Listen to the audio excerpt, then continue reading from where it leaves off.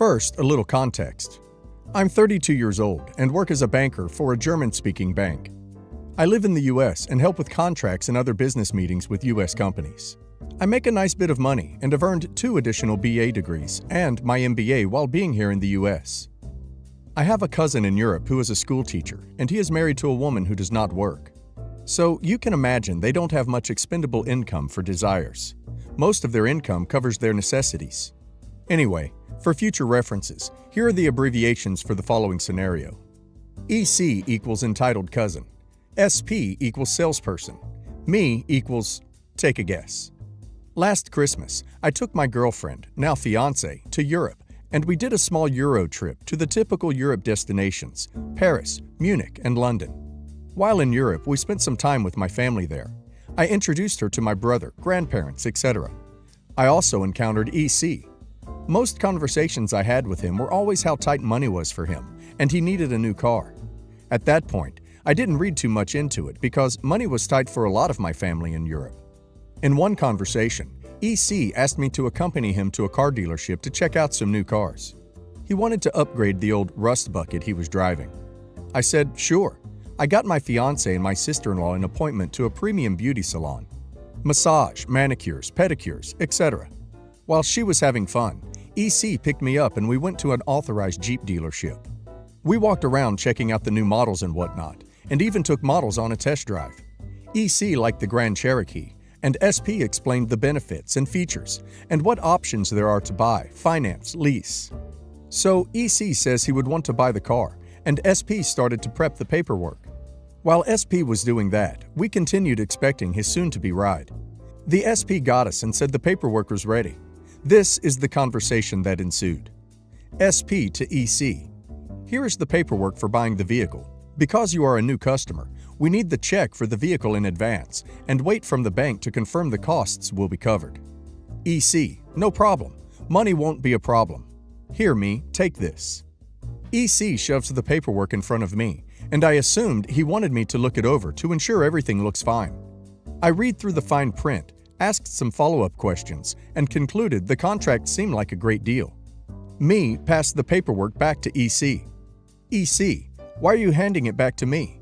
Me, because it's your contract. EC, so I have to sign it? Me, yes, it's your deal. EC, okay. He signs the paperwork and hands it back to SP. SP, good. Now, if I could have the check so our finance department can call the bank to confirm the funds are available. EC to me, give SP a check. Me, excuse me? EC, write him a check. Me, no. EC, what do you mean? You are rich and here to buy the car. Why else do you think you are here? Me, 1. Why should I buy you a car? 2. I'm here because you asked me to be here and to go car shopping.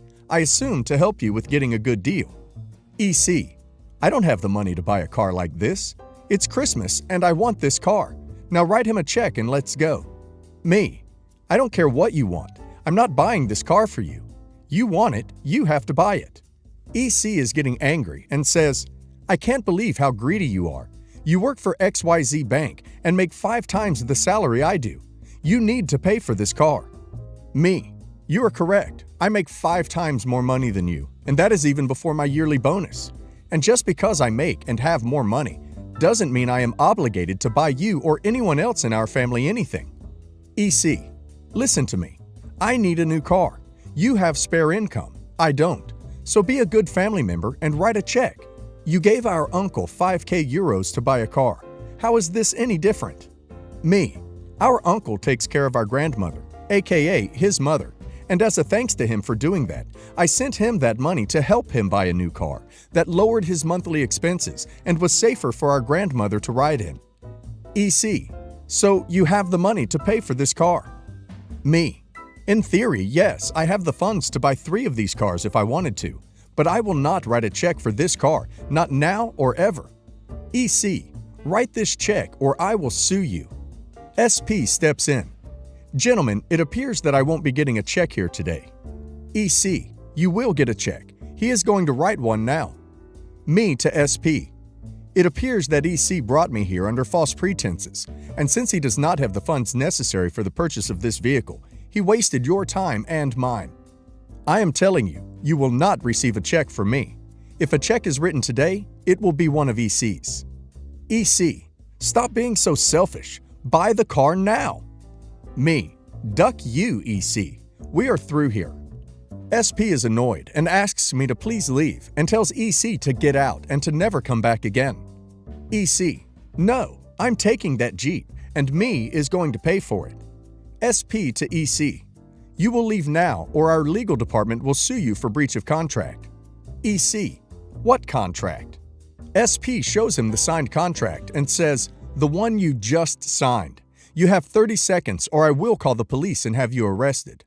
EC gets up and leaves, shouting and yelling. SP turns to me. Did he really expect you to just buy him a new car? Me, I guess so. I know I've caused you a lot of trouble and feel free to say no, but may I use your phone to call my uncle so I can get picked up? SP, no problem, sir. Would you like a coffee while we wait? Me, thank you, but I already cost so much of your time and money. There's no need. SP, please, sir, I insist. I am as baffled as you are. My uncle said he would be there in a few minutes, and SP and I sat down to a cup of coffee and talked about what just happened. He asked if his legal department should pursue this matter or if they should just forget about the incident.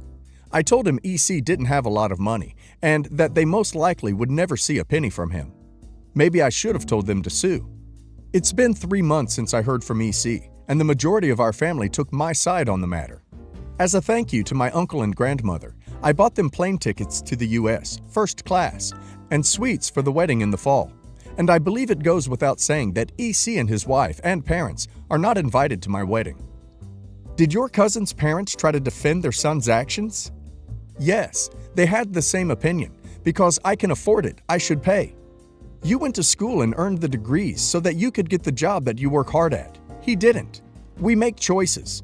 His choices led to the financial situation he is in. If he had helped to take care of y'all's grandmother, then I could see helping him out.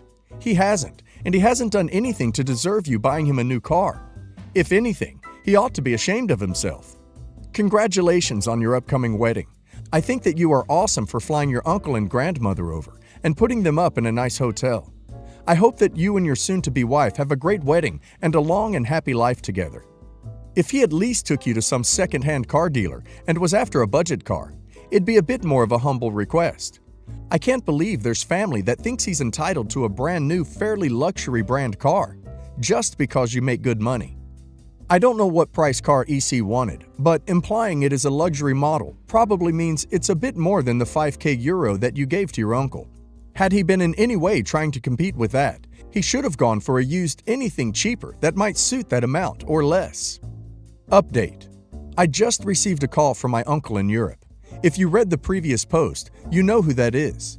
He called to inform me that my entitled cousin really filed a lawsuit against me, apparently for breach of contract. To clarify, I never signed anything stating I will buy him a car, and I also never said I would. But he still filed because he is saying we had an oral agreement and that I told him I would. I called the local police station, and these cops are truly stupid. Not saying the police in general are stupid, just this precinct. So I called them to inquire if it is true, and the cop on the phone confirmed that EC has filed a police report. The cop then asked me to come to the station today to give my statement. I told him that is impossible, and as I was going to explain to him that I live in the USA, he interrupted me, saying I had to come down when the police request you to show. Here is this conversation. P is police officer. M, take a guess. P, Mr. Me, I need you to come to the station so we can take your official statement. M, that is impossible, officer. You see, P, sir, when the police gives the request, you have to show up to give your statement. Otherwise, we have the authority to arrest you for evading official police business. M, officer, I literally can't make it. You see, I live… P, what is your full name, sir? Me gives him my full legal name. P, date of birth. Me gives him date of birth. P, social security number. Me gives him my European social security number. To clarify, The Social Security number in Europe is not linked to your finances. It is linked to your health insurance and is just as unique as the Social Security number here in the US. Now, I haven't used that number in 9 years, and the account has no mailing address anymore. This is important for next part of the convo. P. Sir, I can't find a current address. It is unlawful not to have your primary legal residence registered.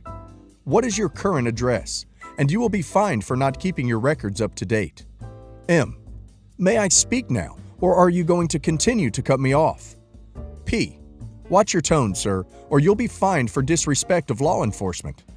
At this point, I was fed up with this moron and gave him my Sesame Street address here in the States, and he actually said to me that the given address is not existent in Europe. M. My address is XYZ Sesame Street, X State. Sir, this is your final warning. Give me your legal address here in Europe, or we will send out an APB for your persona. At this point, I just snapped. It was freaking 3 a.m., and I have to deal with someone who probably never left his state, probably even his country. M. Listen here, you muppet. I live in the I didn't say freaking though, United States of America, and have been for the past 9 years. For the past 10 minutes, I've been trying to explain to you that it is physically impossible for me to show up at your station, simply because I won't buy a last-minute ticket, spend thousands of dollars, just so I can tell you my side of the dispute. Now, if you and your backwoods police station want to buy me a ticket and pay room and board, I will be happy to get on a plane. Or, I will give you my side over the phone, and you can fax me the papers to my office, and I will sign the statement and send it back to you. Your choice. P. Oh, I understand. Well, okay then. Please tell me what happened and we will finish up via fax. After he finally understood what the problem was, I gave him my statement and asked him if he knows for how much my evil entitled cousin is suing me for. And here's the kicker. He is suing me for the loss of the car's value, emotional stress, and loss of income, because apparently his rust bucket died a month ago and he couldn't make it to work. He is suing me for roughly $140,000, $80K for the car, $3K for loss of income, and $57K for emotional stress. My uncle has a friend whose son is a lawyer, and he is willing to take my case.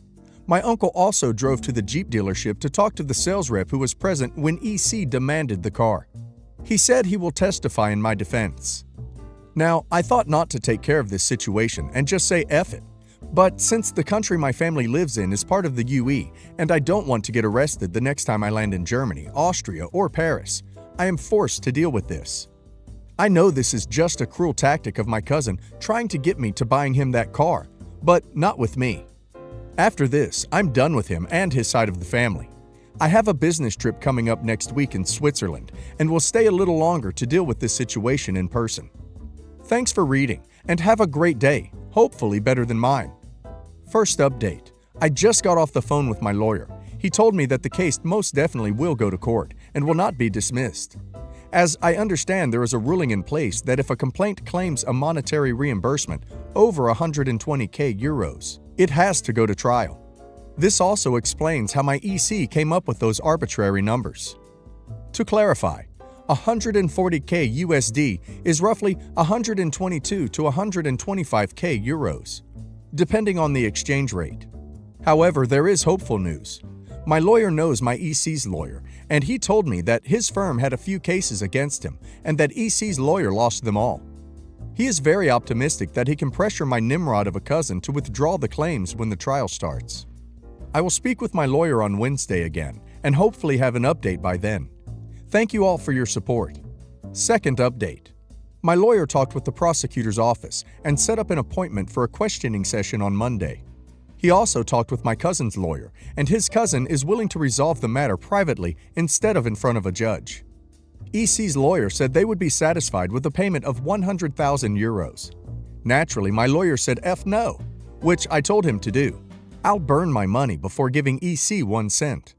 In addition, EC's lawyer hasn't provided enough evidence, while my lawyer sat with the sales rep of Jeep in the prosecutor's office to give a statement. He is also more confident that the case will be dropped by the prosecutor's office, because EC's lawyer's only piece of evidence is EC's word. Now he asked me if anyone was sitting with me and EC when I apparently gave him my word for buying him a car. Sadly, no, it was just me and EC. He is also preparing a lawsuit against my cousin for when the lawsuit against me is dropped or won. It seems that this whole thing will be over soon, and the majority of my family is on my side. My grandmother is split because she fears this matter is tearing the family apart, and I forgive her for not avoiding EC and his side of the family. However, she is 86 years old and just wants to live the rest of her days in peace. I hope to have this matter resolved in the next 2 weeks. I have other things to worry about, my wedding, and I still haven't figured out why I'm so nervous and scared about getting married. Wow, he took it to a whole other level. Yep, he sure has. After this case gets dismissed or I win, I will sue him for slander and filing a false police report and whatever else my lawyer can think of. This whole thing has me all riled up. Damn, man, this is next level entitlement. Entitled people are going to do whatever it takes just to get something they wanted. It's just simply hard for them to accept defeat.